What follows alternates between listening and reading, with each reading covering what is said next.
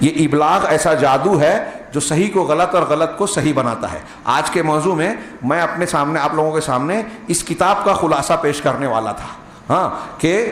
ماذا تعرف عن حزب اللہ، حزب اللہ کے بارے میں تم کیا جانتے ہو؟ ہاں، لبنان کی یہ تنظیم جو حقیقت میں شیعی رافضی ہے، اور پھر ان کے جو تال میل شیعہ عقائد سے، شیعت کی وطنیت اور طائفیت سے، عنصریت سے ہے، وہ انتہائی خطرناک اہل سنت والجماعت اور مسلمانوں کے لیے انتہائی شدید دشمنی کی عامل۔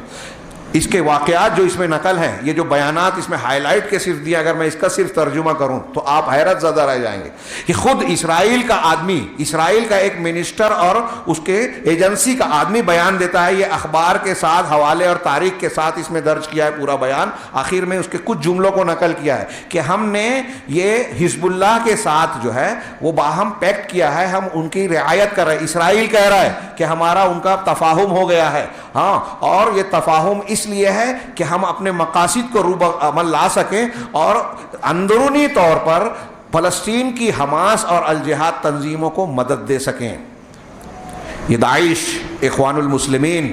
ہاں، یہ حزب اللہ، ان کے عقائد، افکار، منہج آپ پڑھیں گے، ان کے حقائق کو جانیں گے تو حیرت زدہ ہو جائیں گے۔ آج میں اگر اسے بیان کروں، اس کتاب میں جو خبریں حوالوں کے ساتھ ہے، اس کے اخیر میں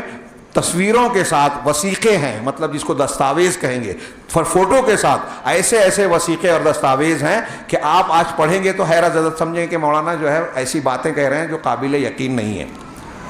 ایران میں ابو لولو فیروز جو حضرت عمر کو قتل کرنے والا ہے، اس کے شاندار اس کا فوٹو ہے، گیٹ بنا ہوا ہے اس کی مزار کا، وہاں طواف ہوتا ہے اور وہاں ایک کتبہ لگا ہوا ہے، اللہ کی لعنت ہو جبت پر، اللہ کی لعنت ہو طاغوت پر، اللہ کی لعنت ہو نعسل پر۔ جبت سے مراد ابو بکر کو کہا انہوں نے، جبت بمانا شیطان، نعوذ باللہ، بت اور شیطان دونوں معنی ہوتا ہے، اور طاغوت پر یہ بھی شیطان کے معنی میں، یہ حضرت عمر بن خطاب مراد ہے۔ نعسل نر بجو اور بے وقوف آدمی کو کہتے ہیں، اس سے مراد حضرت عثمان غنی ہے۔ اس میں تصویریں دی گئی ہیں کہ یہ جو حزب اللہ کے لوگ ہیں یہ امریکہ اور اسرائیل کے لوگوں سے ملاقاتیں کر رہے ہیں، انہوں نے آپس میں حلیف ایک دوسرے سے معاہدہ کیا، اور ان کے حسن نصر اللہ حزب اللہ کا جو امیر تھا، جو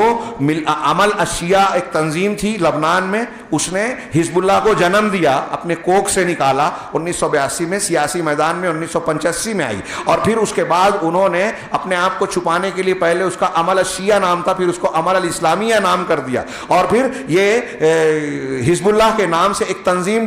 بنائی تاکہ لوگوں کو یہ نہ لگے کہ یہ شیعیت کی تعلیم پر عمل کرنے والے اور اس کو فروغ دینے کی کوشش کرنے والے، ایرانی فکر کو آگے بڑھانے والے ہیں، اس لیے انہوں نے لوگوں کو دھوکہ دینے کی کوشش کی اور ذرائع ابلاغ کا استعمال کیا، تقیے کا استعمال کیا، جھوٹی بیان بازی کا استعمال کیا۔